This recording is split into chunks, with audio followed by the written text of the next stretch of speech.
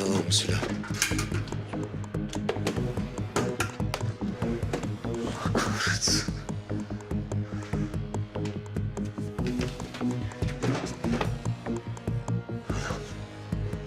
Geberteceğim lan seni.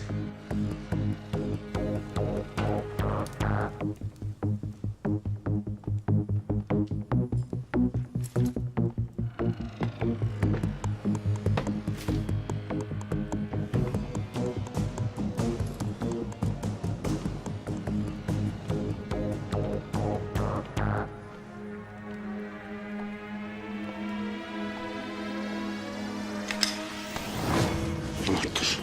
Kıpırdama. Silah nerede? Söyle lan, silah nerede? Konuşsana lan, silah nerede?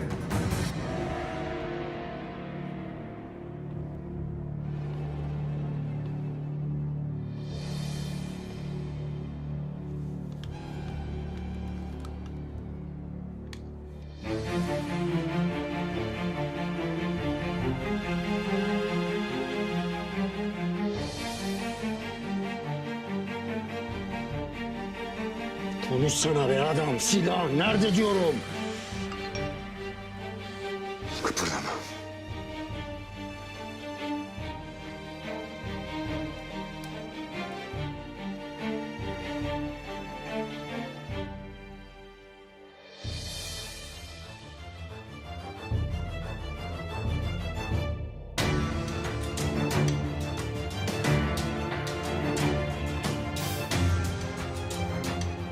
Şerefsiz.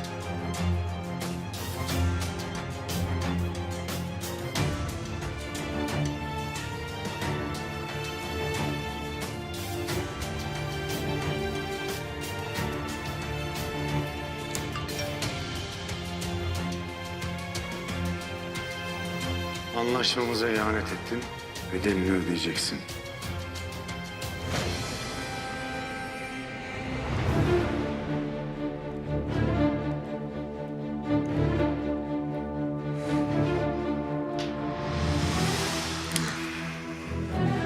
Zehra'ya bir şey olursa alayınızı gebertirim.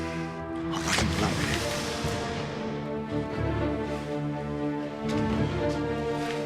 Gebertirim.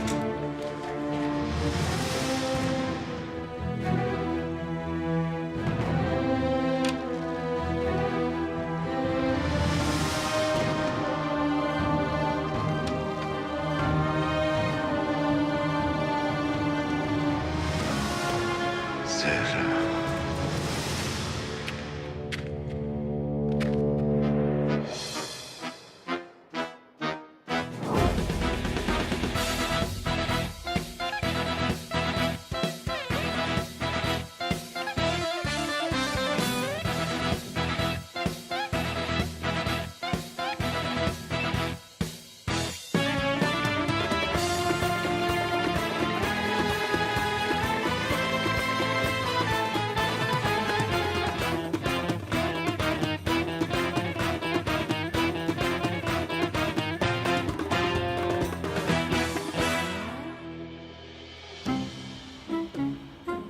Allah.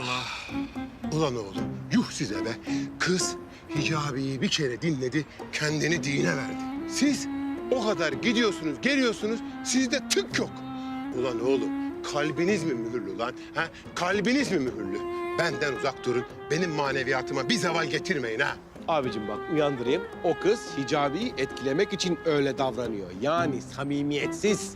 Ne yani? Biz de onun gibi riyakar mı davranalım sana? Lütfen. Kes lan! Nereden biliyorsunuz oğlum? Ha? Nereden biliyorsunuz? Kalbini açıp içine mi baktınız?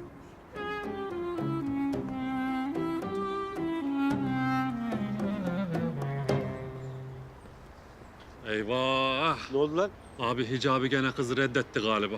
Baksana, Türkiye güzeli burnundan soluyor. Hakikaten lan. Ya bu Hicabi de ayıp ediyor ama. Güzelim Türkiye güzelini niye reddediyor ya? Benim buna müdahale etmem lazım. Aa gidiyor. Gizem Hanım! Gizem Hanım! Allah Allah, böyle olmuyor ki. Ulan Hicabi, amma zorladın be.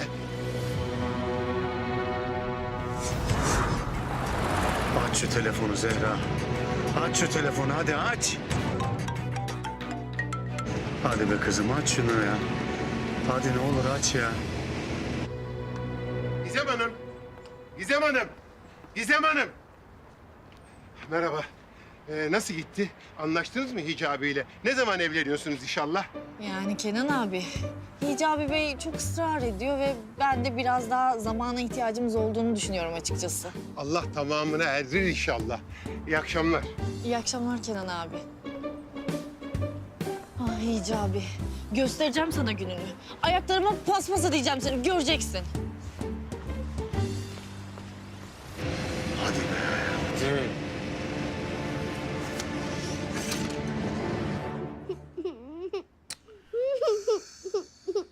Ya ağlama ama Şeyma. İçim gidiyor burada ya. Aa, Nurilu. Şeyma, kukuriku. Bak ne buldum. Oyuncaklarını buldum yavrucuğum. Bak, bizimle oynar mısın acaba Şeyma? Bak. Al bakalım. Ben annemi istiyorum. Tamam yavrucuğum, annen gelecek. Gelecek annen, sen hiç merak etme. Ben şimdi istiyorum. Gelsin işte anne. Peki tamam, o zaman şöyle yapalım. Evcilik oynayalım. Bak, şimdi ben senin babammışım. Şevket amcan da annen. Ben niye anne oluyorum lan? Sen olsana. Oh oh oh!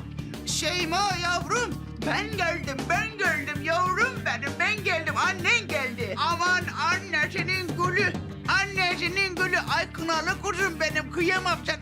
Oh, oh yavruma benim, canım benim, ağlama bak sana bebekler getirdi annen. Yemedi. Şeyma'nın annesi, Şeyma'nın annesi. Benim kızım neden ağlıyor bakalım? Yoksa sen yine çocuğun oyuncaklarını mı kaybettin kadın? Oha lan ne biçim vuruyorsun oğlum? Ben erkeğim, herhalde vuracağım. Ben ne? Ben kadın mıyım? Allah Allah, Şeyma'nın annesi olduğuna göre herhalde kadın olman gerekiyor. Ya niye ben kadın oluyorum? Ben niye annesini oynuyorum ya? Bak, yine aynı meseleyi tartışmayalım. Kaldığımız yerden devam edelim istiyorsan. Benim çocuğum neden ağlıyor acaba annesi? Onu yoksa sen mi üzdün? Ulan dua et şu küçücük Sabiye. Yemin ediyorum. Ah, ah! Tüh! Sana yazıklar olsun, senin gibi erkeğe boyun posun devrilsin. Şu evden girdim bir sordun mu? İyi şeyler yediniz mi? Karnınız aç mı? Ne yaptınız? Bir sordun mu? Sana yazıklar olsun. Saçımı yıllarca süpürge ettim. Oy dağlar, oy. Bir sana yaranamadım. Tüh, yazıklar olsun. Yeter be kadın, yeter be. Bütün gün iş yerinde çalış, ondan sonra gel senin dırdırını dinle. Yeter artık. Allah! Aman. Ay kadına şiddet var. Ay nasıl dövüyorlar. Boşayacağım yeminle boşayacağım. Bir sus artık be kadın. Bir sus artık be kadın. Aa! Oğlum öküz gibi vuruyorsun ya. Oha, omzumu çökerttin. Ne yapıyorsun sen? Bak burada çocuğu eğlendirmek için oyun oynuyoruz. Ne yapıyorsun sen? Oğlum bak sen İş de bana ciddiye biniyor. Sen de bana Bak, vuruyorsun. oyun falan bir yere kadar, yeter artık ha. Oğlum. Şurada çocuk güldürmek için bir şey yapıyoruz, yeter artık. Oğlum bak. Bak yeter, sen yeter artık. Sen yeter, seni boğarım ha. Ben seni boğarım burada. Yeter. Bak sen, seni var ya gırtlak. Bak, gülüyor. Ha. Ya bak. Gülüyor lan. Bak asıyorum bak. Bak Şevket abini asıyorum bak. Şey koyuyor. Ben bu... Oğlum bıraksana. Ya çocuğu güldürdük ama acaba çocuğa kötü örnek mi olduk ya? Boğuluyorum oğlum bıraksana. Pardon kardeşim, pardon. Kötü örnek olsak gülmezler herhalde değil mi? Devam edelim o zaman ha?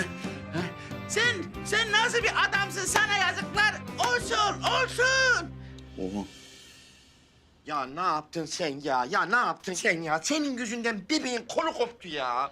Ah bilmeden Bilmeden oldu oğlum. Şey yapma üstüme gelme ya. Yapışmaz ki şimdi bu buraya. Allah Allah. Şeyma, yavrum bak ağlama. Ağlama, ben sana yarın bundan aynısından daha güzelinden alacağım. Hiç merak etme. 10 tane al 10. Bana ne? Tamam o zaman sen hiç merak etme. Yarın gideceğim en güzel oyuncakçıdan. Bu oyuncaktan sana 10 tane alacağım. Bana ne? Ben şimdi istiyorum. Ya şimdi diyor 24 saat açık bir oyuncak var mı acaba? Vallahi Levo ben bu yaşıma kadar nöbetçi oyuncakçı dükkanı hiç duymadım. Bak Şeyma, kol kırılır, yeğen için... olmasın.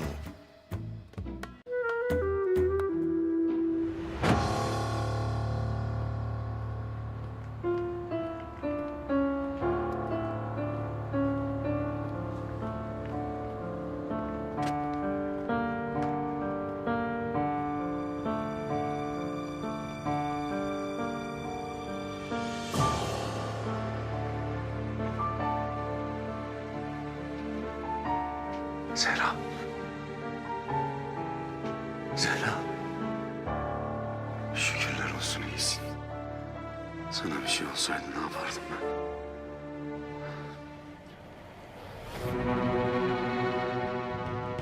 Şerefsiz. Bir daha böyle bir şey yaparsan, yapmaya kalkarsan sevgilin ölür.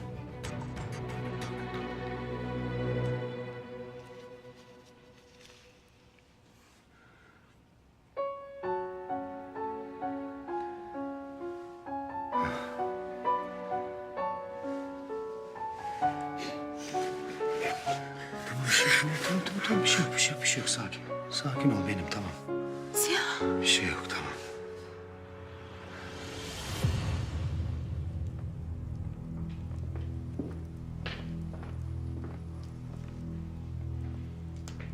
Hayırdır? Niye beni bu kadar erken çağırdınız?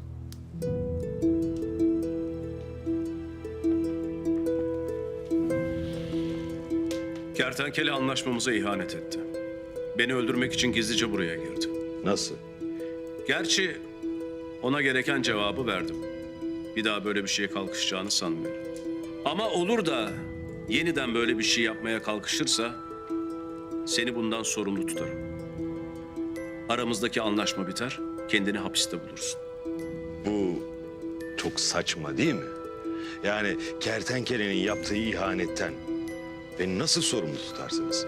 Hem onunla çalışmayı ben istemedim. Bunu siz istediniz.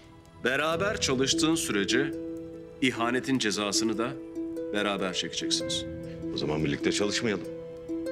Adam zaten ihanet etmiş. Yeter Ünsal. Ne zaman ayrılacağınıza ben karar veririm. İşte yeni göreviniz. Bu zarfta yeri belirtilen 11. yüzyıl Bizans dönemine ait kolyeyi alıp bana getireceksiniz.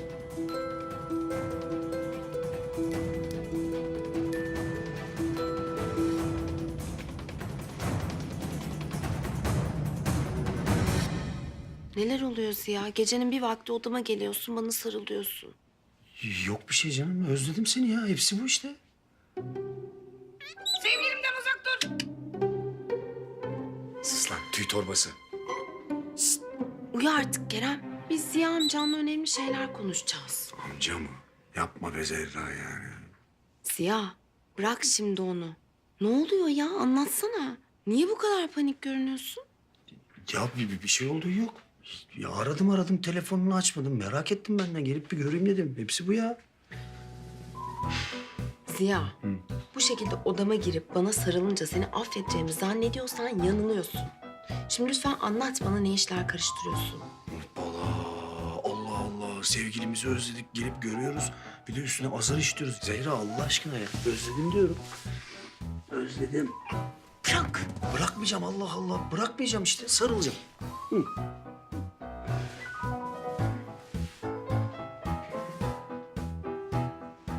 Tamam. Tamam Ziya bak. Ben bu seferlik seni affediyorum. Ne? Ama bir daha kanunsuz bir işe karıştığını görürsem ya da duyarsam seni asla affetmem. Ne yapacağım ben şimdi ya? Zehra'ya senin hayatınla beni tehdit ettiler diye nasıl söyleyebilirim ki? Ulan Baron, her geç bunun hesabını soracağım sana. Ne düşünüyorsun Ziya? Kim ben mi? Yok ben. Sen ne düşünüyorsun?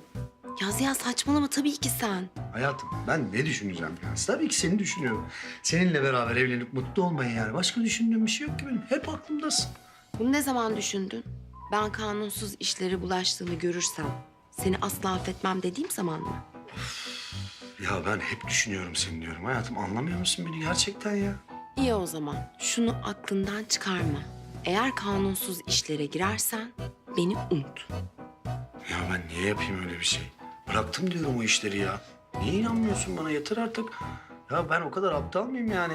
Seni kaybetmeye göze alıp o işlere tekrar geri mi döneceğim? Yapar mıyım öyle bir şey? Ben bilmem Ziya.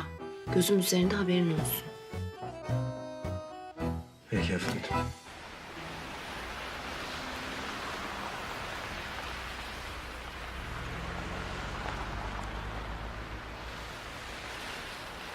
Şeyma, bak yavrum.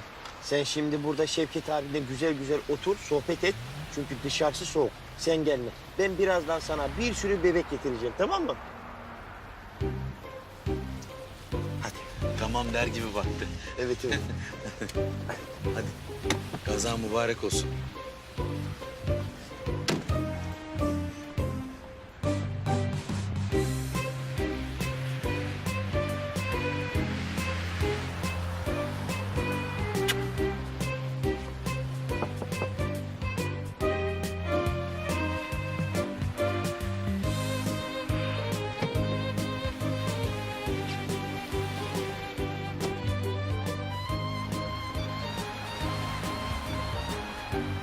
Ne yapıyorsun lan gözaltına alır gibi? Ne oluyor?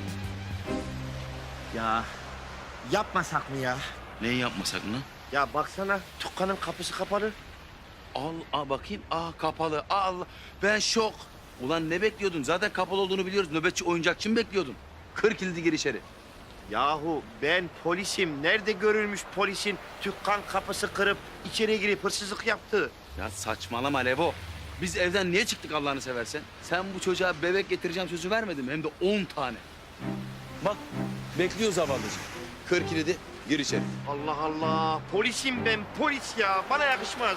Heh, bana yakışır değil mi? Bana yakışır. Biz anamızdan bebek çalarken doğduk değil mi? Ben gireyim o zaman. Ya dur Allah aşkına, dur ya. Ne fark eder ki? O zaman da polis gözetiminde hırsızlık yapmış olursun. Aynı şey ikisi de. Allah'ını seversen ne baban? Allah aşkına söyle. Biz bu saatte karın altından niye geldik lan buraya? Çalmayacaksak niye geldik? Kır kilidi gir içeri diyorum ya. Ya bilmiyorum Şevko, ben de çok karıştım ya. Yalnız bebekleri götürmezsek Şeyma çok üzülür değil mi? Üzülür tabii. Baksana bekliyor çocukcağız ya. Vallahi Levo hiç düşünme. Kır kilidi gir içeri. En kötü oraya bir not bırakırsın, durumu izah eden olur biter. Ne yazayım peki nota? Vallahi dükkanın lokasyonu çok iyi. Gerçekten takdir ettim falan yaz. Ulan ne yazacaksın? Neyse zarar ziyan gelip ben ödeyeceğim de en azından dürüst bir hamle yapmış oluruz. Tamam ulan tamam. Tamam. Yalnız bir dakika. Ben dükkan kapısı kırmayı bilmiyorum ki. Nasıl yapacağım ben bunu? Dur o iş bende. Bekle.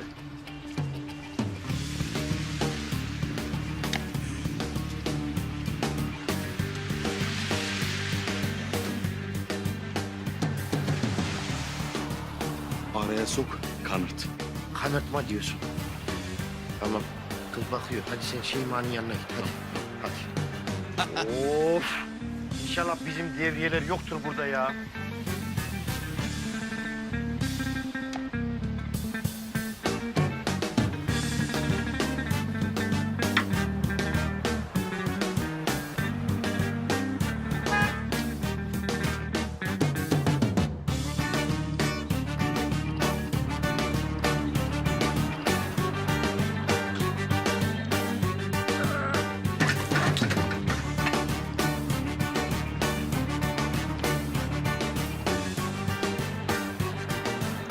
Hay Allah, çok karanlık burası ya. Işık nerede acaba? Heh.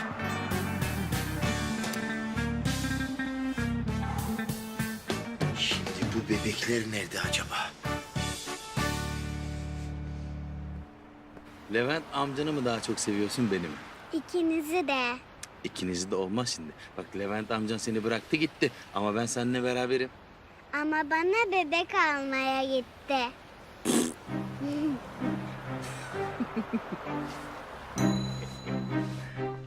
Dur bakayım. Yok robotlar, erkek işi. Yok silah var. Onlar hiç gel. Aha! İşte bunlar ya. Bunlar Şeyma'nın en sevdiklerinden. Şöyle değişik kıyafetli alayım. Bunlardan. Evet, evet. Vallahi Şeyma bayılacak bunlara. Ya piyano ya. Çocukluğumun piyanosu. Ay şunu da kendim alayım bari. Ne yapayım? Aman nasıl olsa not bırakacağız evet. Şuradan bir not bırakayım. Kağıt olacaktı burada. Kaldır elleri polis. Çocuklar sakin. Ben yabancı değilim. Levent amirim. Evet, kolay gelsin çocuklar. Ben de şimdi tam dükkan sahibine not bırakacaktım ama siz geldiniz daha iyi oldu. Devriyelerden bir tanesi burada kalsın. Yarın dükkan sahibiyle irtibata geçin. Zararı ve aynı zamanda oyuncakların parasını Levent amirim ödeyecek deyin, tamam mı? Tamam amirim. Hadi bakalım, kolay gelsin çocuklar. Hayırlı görevler. Sağ olun amirim.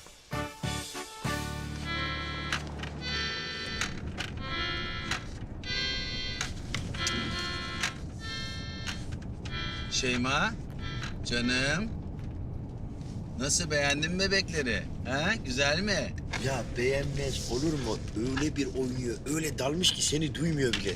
Bence ondan değil, çok gürültü yapıyorsun ondan duymuyor. Aşk olsun. Ne gürültüsü? Ben burada beste çalışması yapıyorum ya. Beste mi yapıyordun? Oğlum manyak basıyorsun tuşlarına ya. Çalma, dur biraz. Sen bunu kime aldın pardon? Ben bunu kendime aldım. Ya Şevko, benim küçükten beri piyanoya merakım vardı da. Vallahi mı? Benim de küçüklükten beri zurnaya merakım var. Bana da bir zurna alaydın, beraber kına gecelerine ekstraya giderdik. Vallahi Şevkocuğum sana ayı mı alayım yoksa ayna mı alayım karar veremedim. Ha! Ay ne güldüm bak. Ha! Ay güldüm, bayıldım. Çal. Bak geliyor.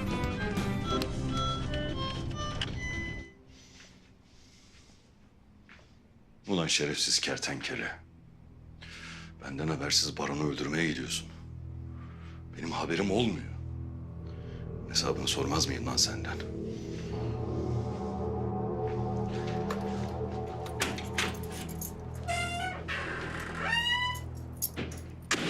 Sen neyin peşindesin lan? Sen benden habersiz nasıl böyle bir şey yaparsın oğlum? Oğlum Baron ya beni öldürseydi, ya öldürseydi. Senin amacın beni öldürtmek mi? Ne alakası var Ünsal? Mecbur kaldım. Yoksa Zehra benden ayrılacaktı, anlamıyor musun? Bir işe yaramadım. Zehra ile tehdit etti beni. Artık mecbur verdiği görevleri yapacağız. En azından yeni bir çözüm bulana kadar. Yeni görevi verdi zaten. Hadi git yap. Ne görevi? Müzeden Bizans prensesinin kolyesini çalacağız.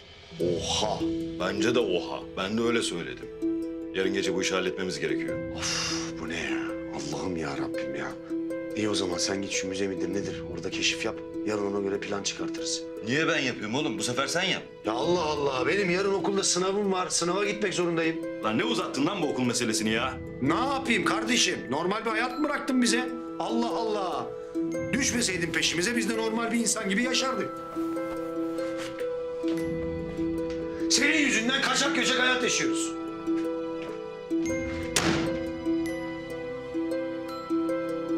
Artist.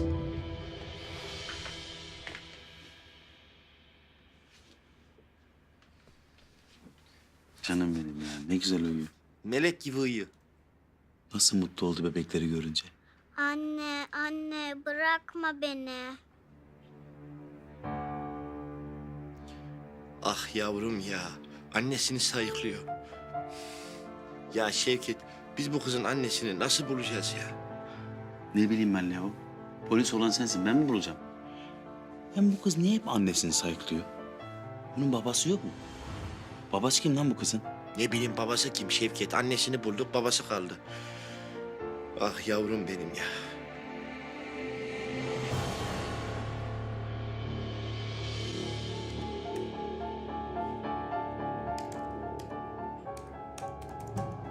Aha! Şeyma'nın annesi işte bu.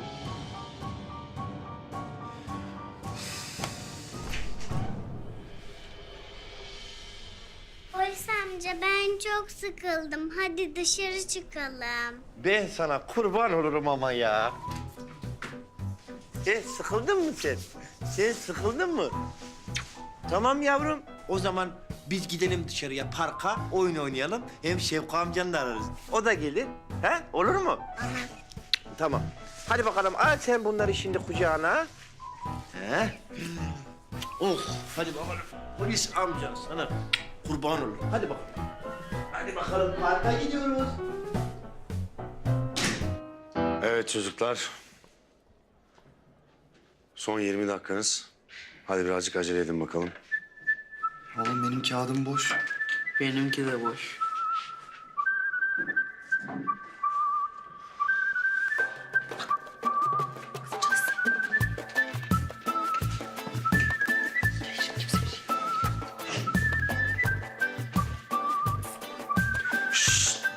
Çocuklar, herkes kendi kağıdıyla ilgilensin.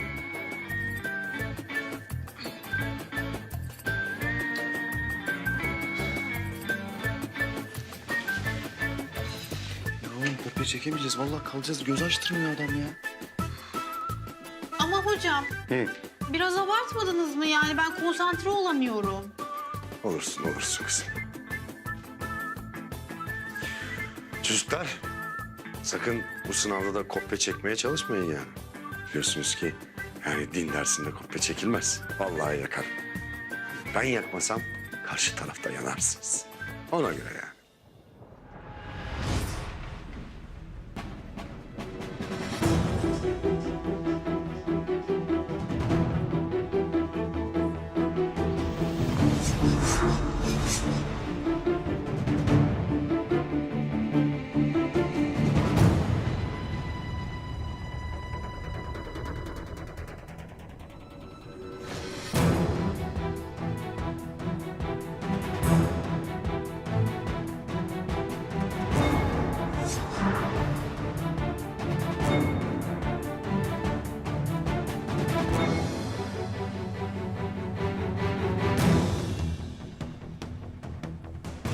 Lan bu kolyeyi nasıl alacağız ya?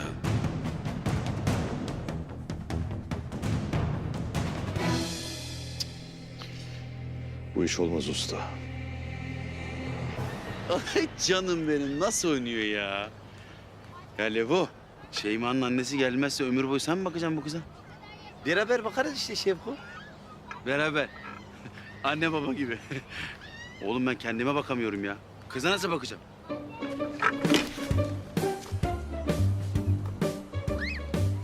Şevko amca beni salıncakta sallar mısın? Sen iste ben sana ölürüm be, ölürüm be. Allah'ım şu ağızlara bak. Sallar tabii sallar. Ya.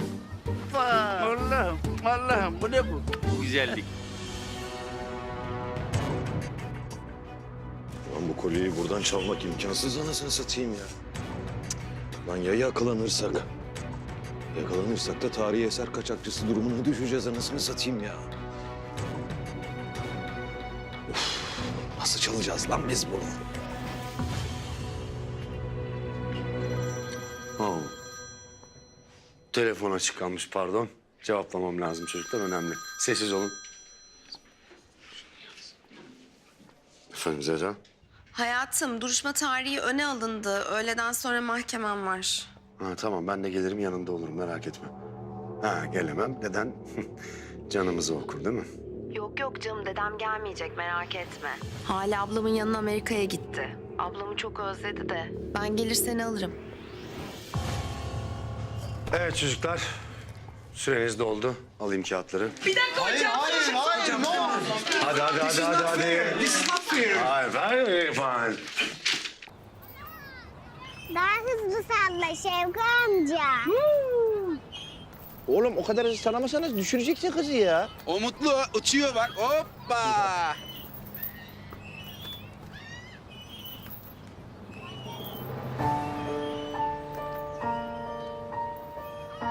Şevko sen 2 dakika Şeyma'ya mukayyet olsana. Benim bir işim var. Nereye gidiyorsun lan? Şşş, alo.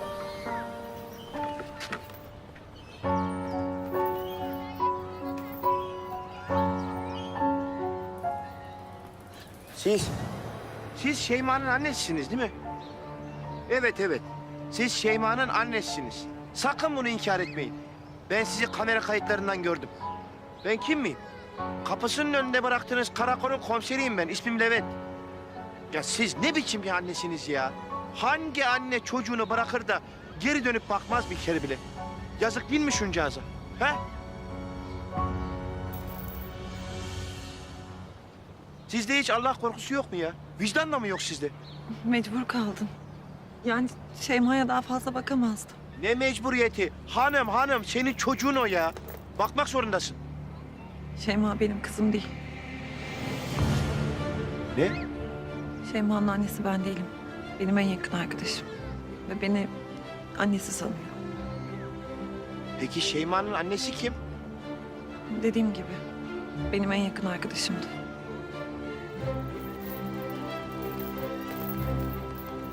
Bundan 6 yıl önce bir gece kulübünde bir adamla tanışmıştı. Ondan çok etkilenmişti. Ondan sonra da çıkmaya başladılar zaten. İlk başta her şey çok güzel gidiyordu. Yani sık sık buluşup eğlenmeye falan gidiyorlardı. Arkadaşım o zaman çok mutluydu. Ama sonra ayrıldılar ve herkes kendi yoluna gitti. Peki bunların Şeyma'yla ne ilgisi var? Arkadaşım o adamdan hamile kaldı. Şeyma'ya. Evet. Ama maalesef ki bunu ayrıldıktan sonra öğrendi. Ne yapacağını da bilemedi. Ya o çocuğu aldıracaktı ya da doğuracaktı. Sonunda Şeyma'yı doğurmaya karar verdi. Ama arkadaşım babasından çok korkuyordu. Çünkü babası çok tehlikeli bir adamdı. Hamile olduğunu öğrenirse kendisini de bebeğini de öldüreceğinden korktu. Bu yüzden de ondan gizli gizli doğurdu Şeyma'yı. Ve Şeyma'ya ben baktım. O zamanlar ablamda kalıyordum. Arkadaşım da sık sık gelip onu emziriyordu. Şeyma 2 yaşındayken arkadaşımı yani annesini kaybettik. Ah yavrum ah. Ne kadar da kadersizmiş ya. İşte böyle. Bu zamana kadar ben baktım ve beni annesi sanıyor. Ama ben de şimdi evleniyorum. Ve evleneceğim adam Şeyma'yı kabul etmedi. Yani ben de bir yuva kurmak istiyorum artık. Ne yapacağımı bilemedim gerçekten. Yani ben de Şeyma'yı en güvenli olan yere, karakola bırakmaya karar verdim. Bütün polis memurlarının onu koruyacağını, onu güven altında tutacağını biliyordum. Allah sizden razı olsun. Yani Sizin gibi birine denk geldim. peki Şeyma'nın babası nasıl biriydi? Adını bile hatırlamıyorum. Çok uzun zaman oldu. Ama şimdi karşıma çıksa onu tanırım. Kötü de bir adama benzemiyordu. Yani bence bir kızı olduğunu bilseydi ona bakardı. Peki Şeyma babasını hiç sormadı mı? Sormaz mı? Ona babasının bir denizci olduğunu söyledi. Denizlere açıldığını ve bir gün döneceğini söyledi.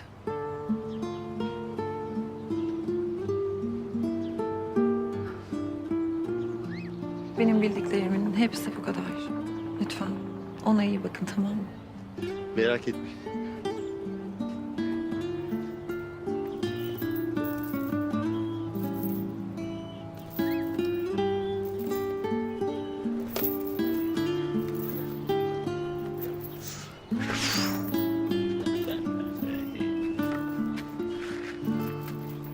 Hoş geldiniz Levo Bey. Söylemeyeceğim abi. Kimle konuşuyordun? Hiç kimseyle. Heh, ben de malum yedim bunu. Neyse, benim kaçmam lazım. Kantini açacağım daha. Çocuklar tost most bekliyor. Aç kalmasın zavallılar. Filen! Hani öpücük. Oh! Görüşürüz Şevki amca. Allah'ım ya, ben bu güzelliği yerim. Mua! Hadi eyvallah.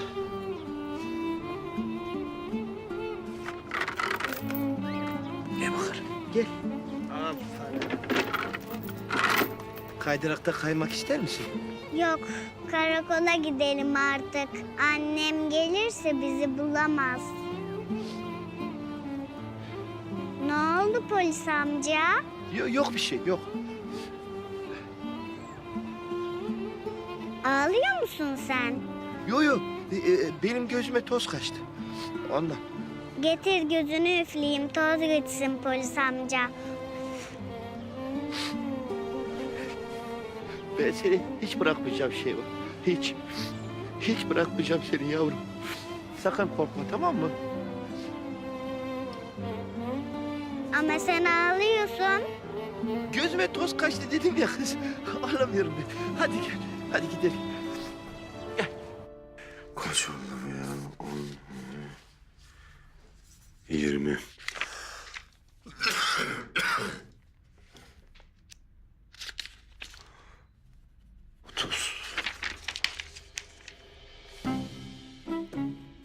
Zehra gelene kadar yazılı kağıtlarını okuyalım dedik ama... ...kaç tane sınıf var, bitmez ki bu ya. Uf, yok abi, bu böyle... ...olmayacak anlaşıldı. Ben bu çocuklara en iyisi hiçbirini sınıfta bırakmayayım. Standart ortalama notlarla geçirelim bunu. 90, 80, 100...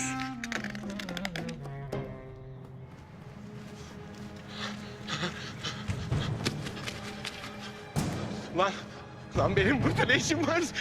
Bu ne lan?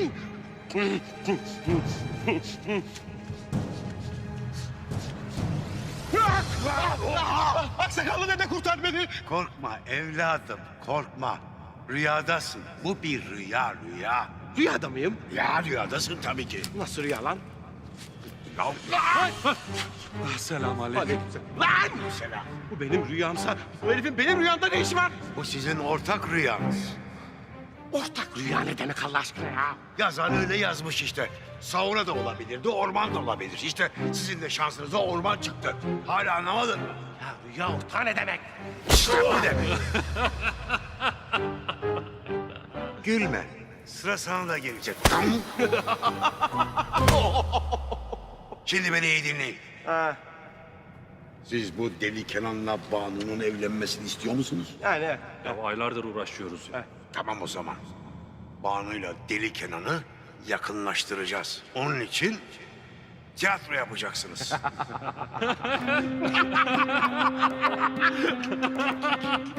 tiyatro ne Allah aşkına ya? Nasıl yani? Verdiğim fikri beğenmedin mi? Tiyatro yapacaksınız diyorum. Banu'yla deli Kenan'ı yakınlaştıracaksınız. Allah aşkına aklına başka fikir mi gelmiyor ya? İnsan bir sayı verir, bir şey verir, altılı mantılı bir şey oynarız. Tiyatro ya! Sakalına saçına sen rüyaya geliyorsun. Aksakallı diye de değil. Tiyatroyu mu öneriyorsun ya? O kalın kafanıza vura vura o tiyatroyu sokacağım. Tiyatrosu olmayan bir milletin hayat damarlarından biri kopmuş demektir.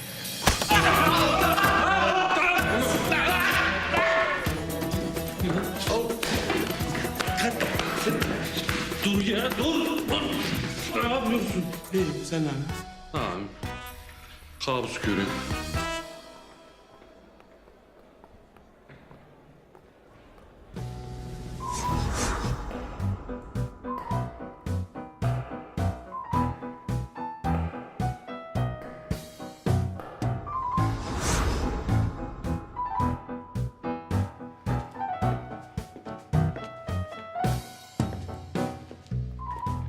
Kenan Bey aşk olsun. Neden bana söylemediniz? Neyi? Lütfen inkar etmeyin. Her şeyi biliyorum artık. Ya neyi biliyorsunuz Banu Hanım? Bana aşık olduğunuzu. Kim söyledi size? Namık mı söyledi, Şembak mı söyledi? Ha? Gözleriniz. Gözlerinizden belli. Ne kadar aptalım değil mi? Bunca zamandır hiç anlamadım. Evet. Evet. Seni seviyorum. Sana aşığım. Ama... Ben bu halimle nasıl söylerim böyle bir şey size Banu? Aşk olsun Kenan Bey, ne varmış halinizde? Ben sizin gözlerinize ve kalbinizdeki aşka bakarım. Başka hiçbir şey değil.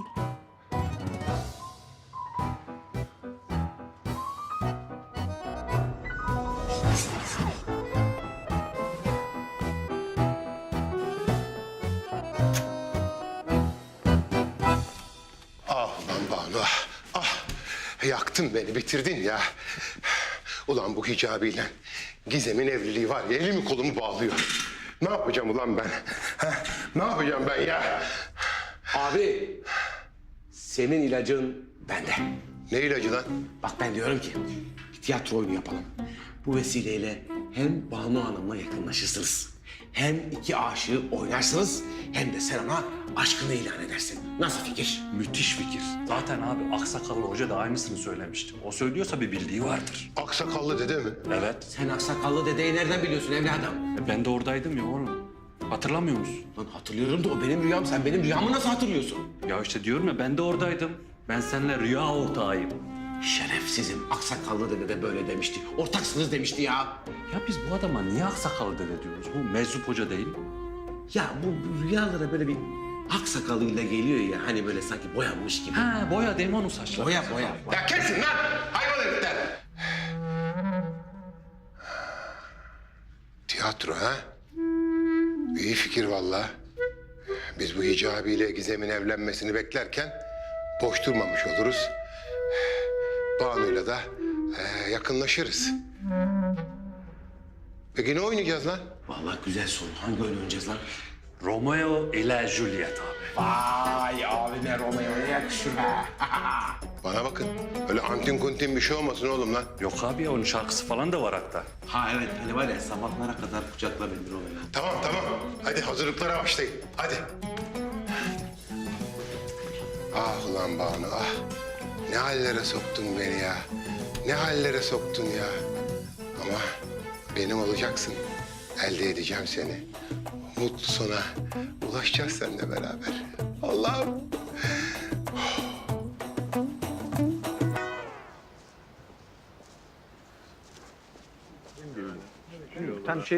Pardon. Hicabi Bey'in nerede olduğunu biliyor musunuz acaba? Tabii kızım bak orada. Teşekkür ederim. Rica ederim.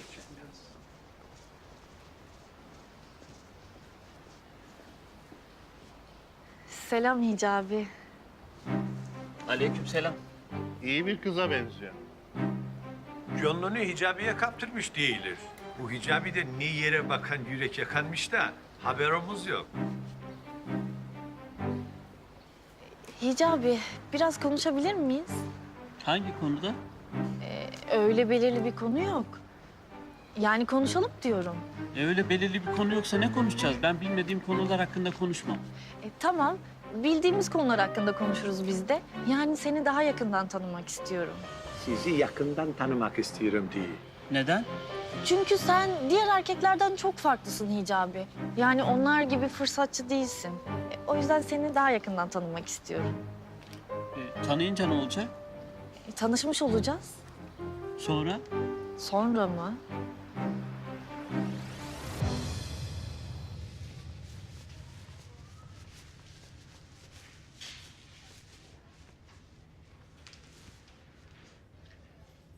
Melis'ciğim çok çalışıyorsun. Zehra işleri boşladı diye senin kendini paralamana gerek yok. Bu şirketi onun elinden alacağım Semih. Madem Zehra'yı cezalandırmak istiyorsun, şikayetini geri al. Evlensin kertenkeleyle. Ya bundan daha büyük bir ceza olabilir mi? Sen ne saçmalıyorsun ya? Ben Ahmet'i seviyorum. Ne Ahmet'i Melis ya, ne Ahmet'i? Ziya o, Ziya. Kertenkelenin ta kendisi. Seni de yalanlarına inandırdı değil mi? Sırf Zehra'dan nefret ediyorsun diye. Onun sevdiği adamı onun elinden almak sana yakışıyor mu hiç?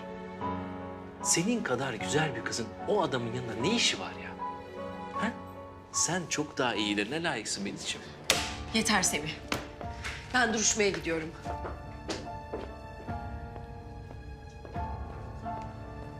Niye kızdı ki bu şimdi? Zehra'ya olan nefreti gözünü kör etti herhalde. Çünkü benim yerime kertenkeleye bakıyor ya. Göz var, izan var. Tipsiz herif. Sonra mı? Sonra... sonra soru mu olacak sonra? Ne sorusu?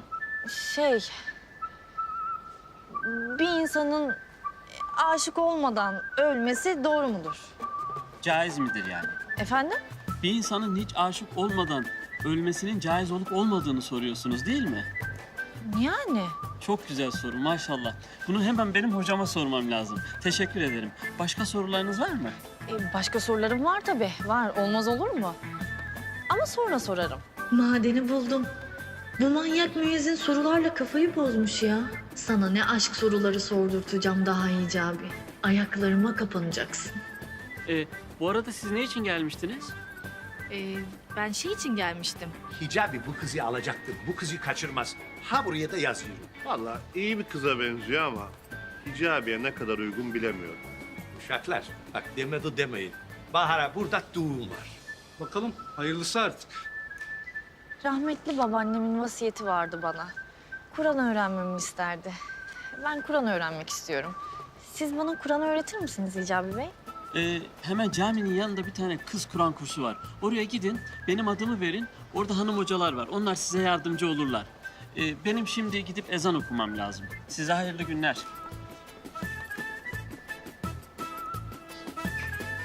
Şimdi bu müezzin beni yine mi reddetti ya? Nasılsınız Banu Hanım? İyiyim Kenan Bey, siz? İyiyim hamdolsun. Buyurun. Siz tiyatro seviyor musunuz? Ben çok severim tiyatro, evet. Oh çok güzel, çok güzel. Biz bir tiyatro tertip etmeyi düşünüyoruz da... bizi kırmayıp bir rol alırsanız çok memnun oluruz ya. Tabii, ne demek? Hangi rol? Bu Romeo ile Juliet'in bir uyarlaması olacak da... tabii siz de Juliet oynayacaksınız. Ay, Romeo Juliet benim en sevdiğim oyun. Ne? Juliet. Juliet'i ben oynayayım. Romeo kim? Oh be, tamamdır bu iş. Sahnede sana aşkımı ilan edeceğim be. Oh, benim olacaksın Banu, benim. Daha ne yapacağım ben ya? Başımı örttüm, Kur'an öğreneyim dedim. Oralı bile olmadı. Nasıl bir müezzin bu ya? Acaba numara yaptığımı falan mı anladı?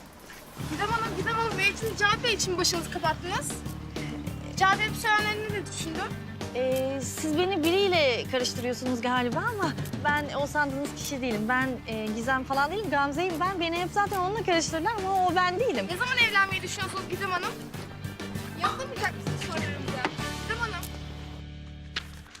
Tamam abi. Bitirdik çok şükür. Adaletli olsun diye bu 80 verdiklerime 90, 90 verdiklerime de 100 veririm bir dahaki sefer. Olur biter. Oh. Yer. Ahmet Bey, Buyurun. Kenan abi sizi tiyatro salonunda bekliyor. Tiyatro salonu. Evet. Ne tiyatrosu? Nereden çıktı şimdi ya? Oyun mu var? Kenan abiye böyle mi söyleyelim? Böyle mi yapalım ya? Öf, tamam. Bir şey deme. Ya kardeşim, tiyatro. Nedir bunlar? Uğraşmayın bunlarla ya. Marşem bak, sence bu kertenkelenin kendisi mi, kardeşi mi? Sence? Bence kendisi. Baksana, boyu, posu, sesi, huyu bile aynı herifin ya. Vallahi bıyıklar falan uyu derken. Uyuzluğu. Aynı öyle, uyuz. Hadi yürü.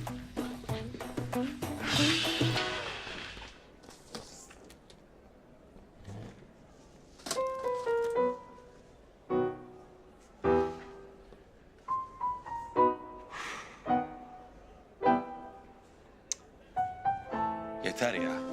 Vallahi dayanamıyorum. Bu nedir ya? Aşkımı ilan edeceğim lan. Ne var bunda? Kıyamet kopsa da edeceğim ya. Seviyor muyum? Seviyorum. Emin miyim? Eminim. O zaman niye açılmıyorum kardeşim? Açılacağım lan.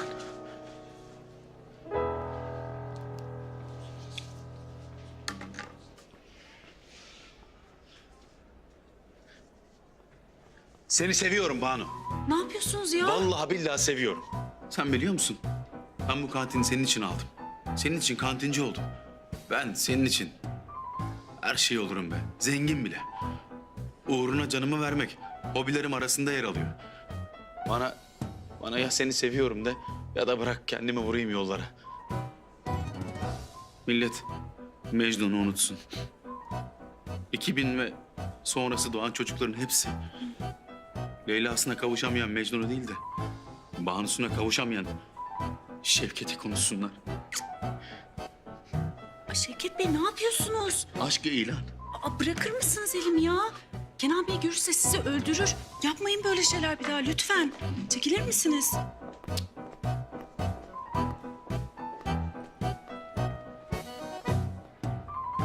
Ana. Demek ki Deli Kenan'ın beni öldürmesinden korktuğu için bana açılamıyor. Demek ki Banu da bana karşı boş değil. Aşkımızı düşündüğü için bana aşkını ilan edemiyor. Oldu lan bu iş. Çözüm kolay. Kenan'ı buruşturup çöpe atıyoruz. Aradan çıkartıyoruz. Banu da bana kalıyor. Şevket'le Banu. Evleniyoruz. Oldu lan bu iş. İyi ki açıldım be. Hocam, sizi çok önemli bir şey için çağırdım. Yarın biz burada Romeo ile Juliet'i canlandıracağız. Veliler ve öğrenciler izleyecek. Öğretmenler de oynayacak. Sizi de aramızda görmek isteriz hocam. Ben Romeo olacağım. Banu Hanım da Juliet. Hayda. Şimdi bununla mı uğraşacağız ya? Bizans kolyesini çalmam lazım benim. Yok Kenan Bey ya, kusura bakmayın. Bir de tiyatro mu yapacağız yani? O kadar işimiz gücümüz var zaten. Ayrıca ben Romeo Juliet'ten anlamam. Ben din hocasıyım ya. Ne işim olur benim Romeo ile Juliet'le? Juliet'i ben oynarım. Zehra Hanım, kusura bakmayın ama o rolü Banu Hanım'a verdik. Ama Kenan Bey, benim küçüklüğümden beri hayalim Juliet'i oynamak. Lütfen kırmayın beni. Peki, sizi mi kıracağız Zehra Hanım? Ahmet Hoca da Romeo olur. 2 Romeo, 2 Juliet oluruz bari. Fazla Juliet göz çıkarmaz. Çok teşekkür ederim. Çocukluğumdan bir hayalim bu muydu ya? Evet. Görüşürüz. Görüşürüz, iyi günler. Sahneye atlayıp birdenbire Juliet'i ben oynarım demek de ne oluyor ya? Ya hayatım, benim lise yıllarından beri hayalim bu. İçimde kalmış. Zehra böyle oyun mu oynanır Allah aşkına ya? Sanata birazcık saygı lütfen. Ziya, Hı. sen benim Romeo'm olmak istemiyor musun? Açık söyle. Yoksa kendine başka Juliet mi buldun? Ya Zehra başlama Allah aşkına yine ya. Ne alakası var? Prova yapmadan nasıl oynayacağız diyorum. Onu söylüyorum ben. Canım sorun değil. Sabah çalışırız, hallederiz. Ya bir Romeo olmadığımız kalmıştı ya. Hadi canım, hadi duruşmaya geç kalıyoruz.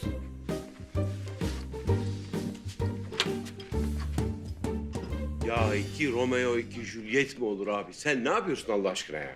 Niye olmasın lan sığır? Dünyada kaç tane aşık varsa o kadar Romeo Juliet vardır oğlum.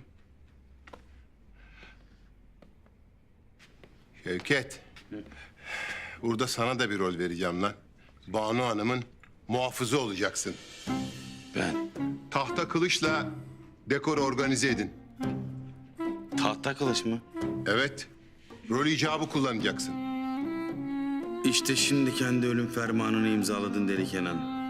Yarın gerçek bir kılıçla dilim dilim doğrayacağım seni. Bu sahne sana mezar olacak. Canım, sen artık suça bulaşmıyorsun değil mi? Yo yani seni Amerikalılar kaçırdığından beri suça bulaşmıyorum. İnşallah bana yalan söylemiyorsundur.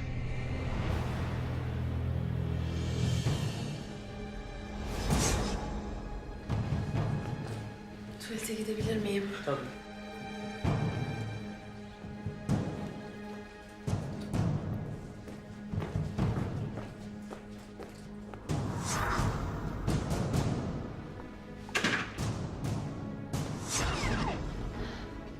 Melis ne bu saçmalık? Hadi vazgeç şu şikayetinden.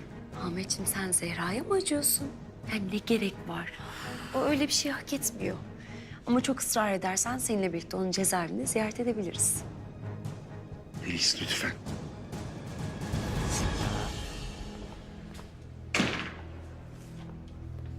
Ya Zehra'ya hapis cezası verirlerse? Hı? Hapishanede evleniliyor mu? Evlenilmiyordur ya.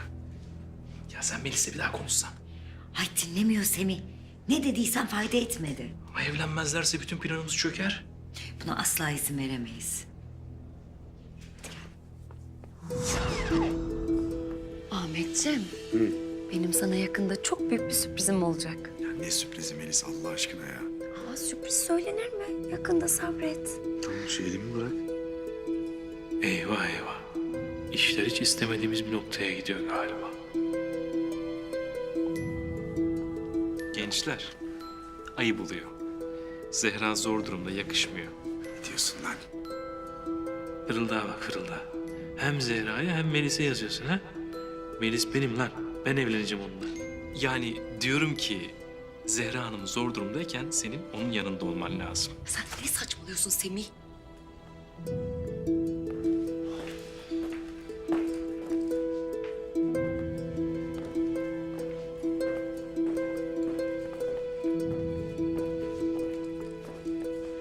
Ziya, sen ne yapıyorsun burada? Ne bileyim sardılar etrafımı resmen. Zehra Zehra Şanlı'nın duruşması başlıyor.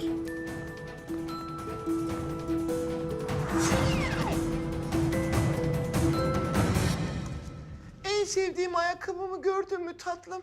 Kaybettim galiba. Çok üzgünüm şu an. Ağlayacağım.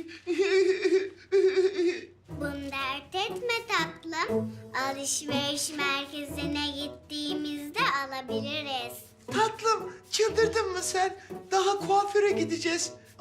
O zaman sen üstünü giyerken ben de makyajımı tazeleyeyim. Okul balosuna geç kalmak istemeyiz değil mi? Evet tatlım. Ya. Gel. Amirim, Mesut polisin izini bulduk. Tamam sen çık geliyorum ben.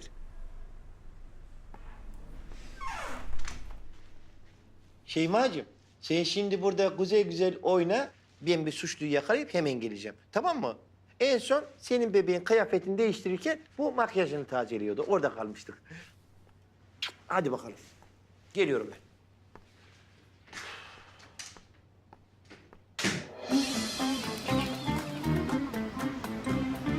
Kolay gelsin. Mesut nerede? İşte orada amirim. Neden almıyorsunuz? Yemeğini bitirmesini bekliyoruz. Aferin. İşte Türk polisi budur. Cesur olduğu kadar merhametli, dürüst olduğu kadar vicdan sahibi. Ve teşkilatımız böyle olduğu sürece yıkılmaz bir abide. Kalkıyor. Kaçma! Kaçma! Vur! En gerçek, en hakiki polis benim. Öz polis benim, tamam mı? Kaçma! Ben kaçma! Ya kaçma be adam, kaçma! Ya gerçek polis benim diyorum. Ya- Bir de en hakiki polis benim. Tanrı'na teslim ol artık! Olmayacağım. Bırakın peşimi. Ya hem manyak hem meczupsun ya! Kaçma! Ya kaçma! Durun! Kaçma be adam! Yakarım sizi. Al! Çocuklar tacizatçı yapıyor, karşılık vermeyin. Vallahi en hakiki polis benim. Ulan En gerçek polis benim. manyak meczup dur! Dur ya!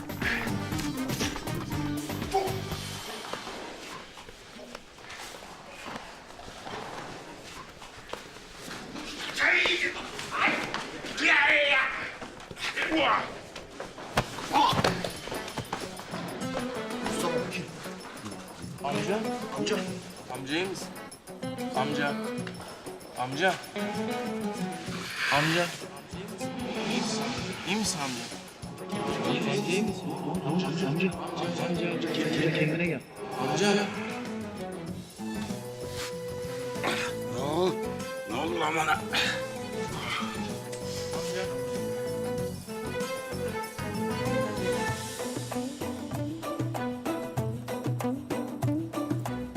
Gerçek karateci benim. Gerçek Bruce benim.